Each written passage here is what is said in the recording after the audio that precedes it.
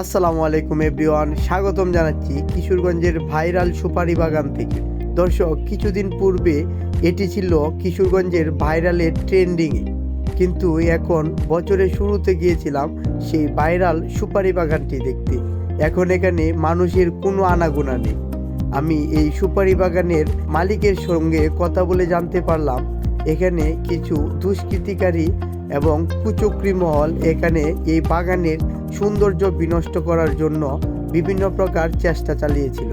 এই জন্য তিনি কিছুদিন এই বাগানে আনাগোনা অফ করে দিয়েছিলেন, কিন্তু এখন তিনি চারদিকে বেষ্টনী দিয়ে সুপারি বাগানটি সুন্দরভাবে পরিচর্যা করে রেখেছেন।